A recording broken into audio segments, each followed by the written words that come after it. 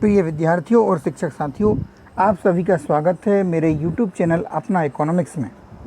आज के वीडियो में कक्षा 11वीं की जो परीक्षा हुई है अभी अर्थशास्त्र विषय की, जिसमें कि कला एवं वाणिज्य दोनों ही संकाय के परीक्षार्थी इसमें शामिल हुए, इस प्रश्न पत्र का हल लेकर के आया हूँ।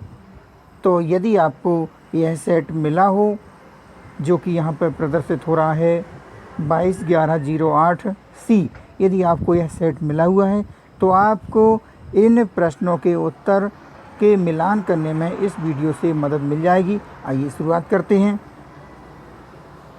सबसे पहला जो प्रश्न है इस प्रश्न पत्र में कि सही विकल्प का चयन करना है। सहसंबंध गुणांक सदैव स्थित होता है। इसका सही उत्तर है -1 और +1 के बीच में, यानी कि ऋण का 1 और धन के 1 के बीच में सहसंबंध गुणांक सदैव स्थित होता है। यहाँ पर सही विकल्प इसमें सा है। अगला प्रश्न है, ब्रिटिश काल में भारत की राष्ट्रीय आय की गणना का पहला प्रयास किसने किया? सही उत्तर है दादा भाई नौरोजी। दादा भाई नौरोजी ने ब्रिटिश काल में भारत की राष्ट्रीय आय गणना का पहला प्रयास किया था।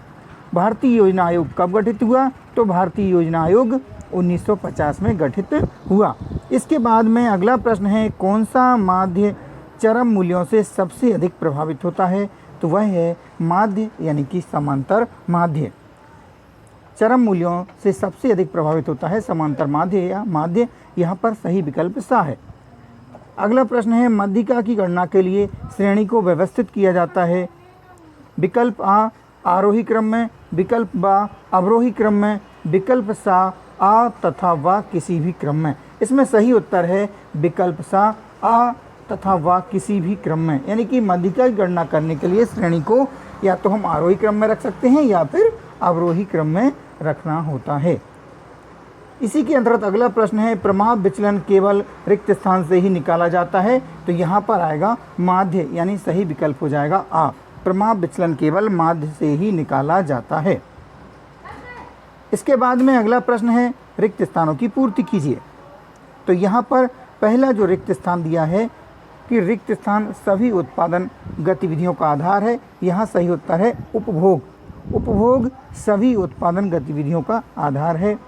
इसी के अंतर्गत अगला प्रश्न है, सांख्यिकी आंकड़े रिक्त स्थान कारणों से प्रभावित होते हैं। तो सांख्यिकी आंकड़े अनेक कारणों से प्रभावित होते हैं। आंकड़ों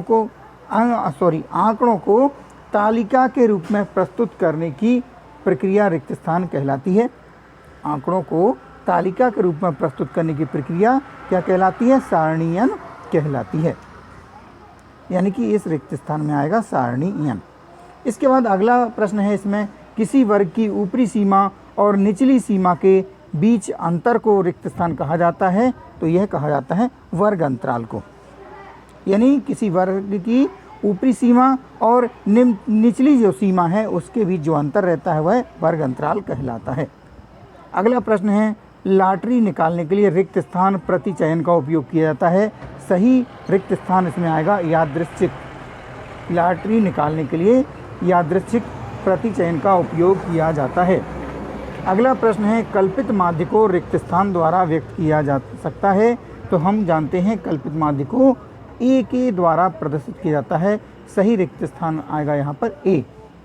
अगला प्रश्न है, बहुलक की गणना रिक्त स्थान विधि द्वारा की जा सकती है। तो बहुलक की गणना समूहन के द्वारा एवं निरीक्षण के द्वारा दोनों से कर सकते हैं, इसलिए यहाँ पर सही जो रिक्त स्थान हमें भरना होगा दोनों विधि द्वारा की जा सकती है।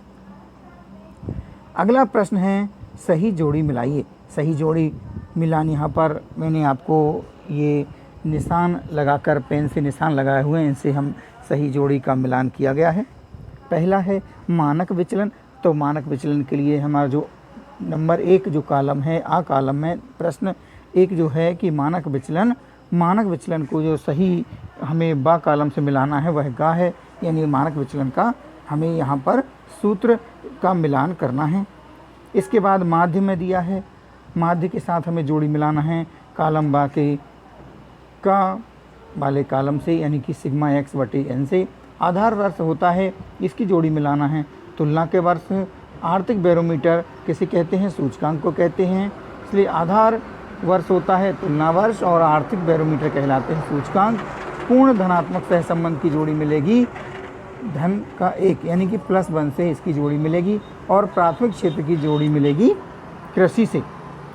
इसके बाद में अब हम देखते हैं एक शब्द या एक वाक्य में उत्तर। एक वाक्य में उत्तर देना है। यहाँ पर इन प्रश्नों के उत्तर के बारे में मैं कहूँगा कि ये प्रश्न ऐसे होते हैं, इनके उत्तर किसी किसी प्रश्न के उत्तर यहाँ पर मैं बता रहा हूँ वह भी सही हैं, और इसके अलावा यदि आप विद्यार्थियों ने जो कोई लिख के आया है या हमारे शिक्षक साथी कापियों का मूल्यांकन करेंगे तो उनको यहाँ पर इन उत्तरों के अलावा भी अलग उत्तर मिल सकते हैं। तो आप अपने स्वविवेक का इस्तेमाल करके इन उत्तरों की जांच कर सकते हैं। पहला प्रश्न है इसमें, भारतीय नियोजन का वास्तुकार किसे माना जाता है? तो प्रकाश चंद महालनोबिस यानी कि पीसी महालनोबिस को भारतीय नियोजन का वास्तुकार माना जाता है। अगला प्रश्न है, विश्व व्यापार संगठन की स्थापना कब हुई? हम जानते हैं कि विश्व व्यापार संगठन की स्थापना कब हुई? 1995 में। गेट का पूर्ण रूप लिखिए। जो विश्व व्यापार संगठन बाद में बना, इसके पहले इसका नाम था गेट था, तो इसका जो गेट है उसका फुल फॉर्म क्या है? General agreement on tariff and trade. इसके बाद में अगला प्रश्न है, जीएसटी कब पेश किया गया? तो हम जानते हैं कि जीएसटी 1 जुलाई 2017 से लागू किया गया, लेकिन यदि इसे हम कहें कि कब हमारी संसद में प्रस्तुत किया गया तो यह 2014 में 122वें संविधान संशोधन के तहत प्रस्तुत किया गया।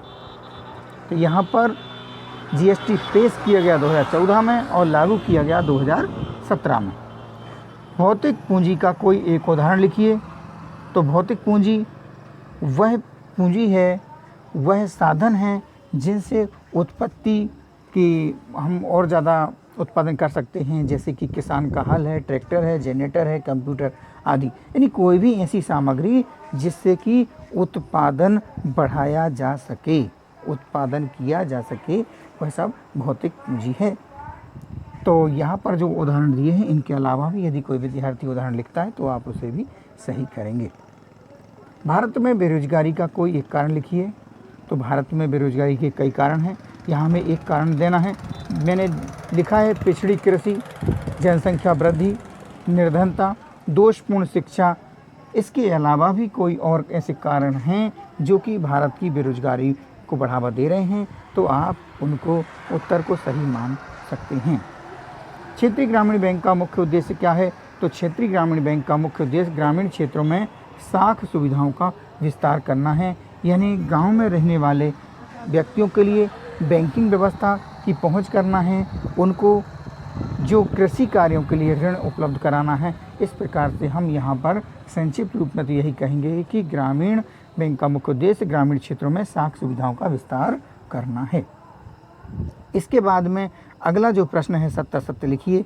तो मैंने यहाँ पर सही और गलत के निशान लगाए हैं, जबकि सही बात यह है विद्यार्थियों को यह करना था सत्य और असत्य लिखना है। तो यदि आप सत्य और असत्य लिख के आए हैं बड़ी अच्छी बात है, हम देख लेते हैं। पहला कथन जीवन प्रत्याशा शिक्षा के स्तर का सूचक है, यह कथन असत्य है, क्योंकि जीवन प्रत्याशा शिक्षा के स्तर का सूचक नहीं है बल्कि स्वास्थ्य का सूचक है। सतत विकास पर्यावरण के संरक्षण का पर्याय है, तो यह कथन सत्य है। विश्व के कुल लौह अयस्क भंडार का 90% अकेले भारत में है, यह कथन असत्य है, क्योंकि विश्व के कुल लौह अयस्क भंडार का लगभग 9% भारत में है, यहाँ पर दिया है 90%, इसलिए यह कथन असत्य है। अगला प्रश्न है पर्यावरण संकट का कारण बढ़ता शहरीकरण है। तो बिल्कुल सही है कि पर्यावरण संकट का यह कारण भी है, शहरीकरण भी है।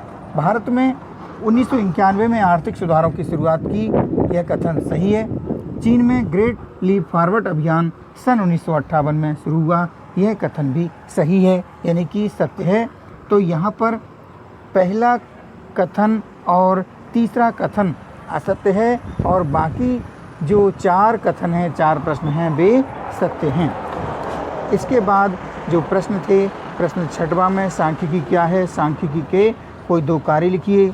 7वें प्रश्न में पूछा गया था एक अच्छी प्रश्नावली के कोई 2 गुण लिखिए, अथवा दूरभाष पर साक्षात्कार के कोई 2 लाभ लिखिए।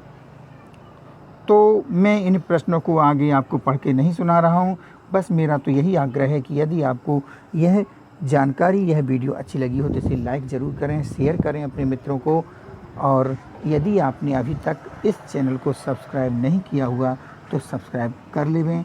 मैं इसी प्रकार से आपको आगामी वीडियो, आगामी जानकारी उपलब्ध कराता रहूँगा।